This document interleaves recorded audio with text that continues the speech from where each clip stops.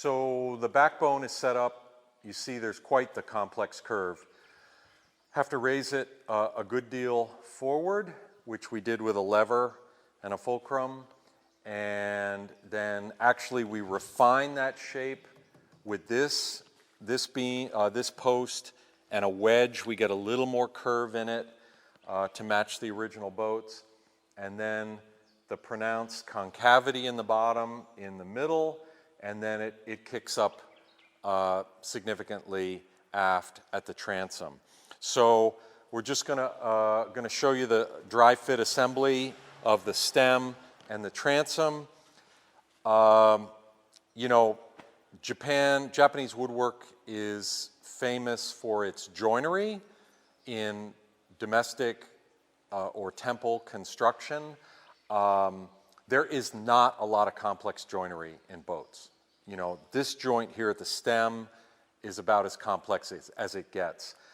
This is called a bite scarf, and this scarf goes together. We'll get a shot of it to show you, and then it's locked in place with a pair of overlapping wedges. And so that will fill that gap and lock the two together. We will glue the joint ultimately and clamp it in place, and you know, it's a solid connection. The transom joint aft, which you'll see, is very, very simple. So this bite scarf is really, in my experience, really the most complicated joinery I've seen in Japanese boat building. So don't call us temple carpenters. We don't hold a candle to what they can do. That said, the techniques for making watertight joints throughout a boat are pretty considerable and very impressive. So what we do here is we've got a pattern just to hold that proper angle. And I'll clamp this up really quickly, and this will allow you to see the joint assembled. All right, so time to assemble here. I just slip the joint.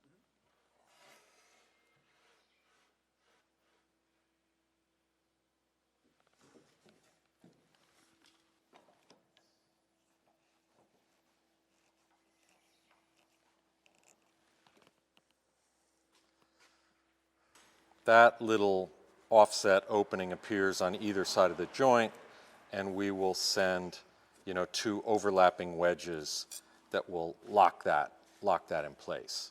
So we'll show you that now, because when we do it, it'll all be smeared with glue and you won't be able to see anything. So that's that joint put together. This is our transom, made of two pieces of cedar edge nailed together. It's quite thick, and you can see the detail of the bottom edge. And we have cut the corresponding groove in the boat with that back angle, and the front face of the transom drops straight down 90 degrees to the bottom. So I'm going to fit that in. And we have another one of these patterns to help hold things together, provide a second set of hands.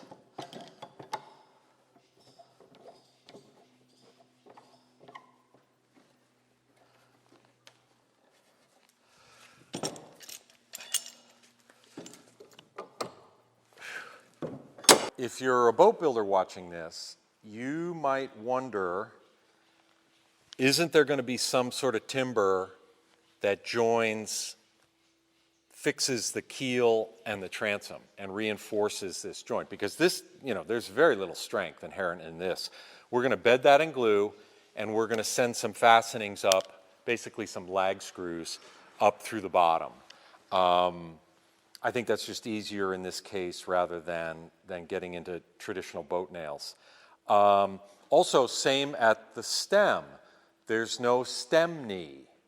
And for those who are not familiar with it, that would be, roughly a triangle-shaped timber bolted through the transom or the stem bolted through the bottom that just holds that structurally. And these are not found in Japanese boats. Stem knees, transom knees. And to somebody who, like myself, who has built Western boats and then come to Japan, it seems like this glaring omission. But when you think about it, ultimately, when the boat is planked up and you have, a garboard plank fastened to the transom, fastened to the bottom, and the shear plank, I mean, this is as rigid could be, and a lot of inherent strength. But it is just a funny difference between Japanese boat building, Japanese boats, and Western boats, is that lack of, kind of diagonal framing. So, small point. Another departure, if we were building this boat very traditionally, we would hold the planking in place with props. Props overhead, props to the walls, props to the floor. And we can't do that here because we have a hard, smooth concrete floor that we can't jam props against. We have a wall nearby on one side, but the other wall is 40 feet away. Our overhead beam, we had to fabricate that just to bend the bottom, but we don't have the beam work overhead to prop above us. So in lieu of that, we're actually doing a completely Western technique. And, sorry, got this backwards. And we made cross-sectional mold shapes. And we're going to set these up, prop these overhead to our overhead beam, and these define the shape of the boat. Whoops, I can't put that one in place. It's got some framing. And I can't put this one fully in place because our stem brace is in the way. But this allows us, we can bring the planks up, clamp them to the mold. It holds them at the correct angle, holds them at the right attitude for fastening. And so this is a Western boat building technique not seen in Japan. So for us, it works and it ensures accuracy, and it's really the only thing we can do here. We just can't work in the traditional Japanese way in this kind of space. So it's another thing about the boat shop itself is one of the most important tools. The overhead beam work is essential to building in the traditional way. So that's that.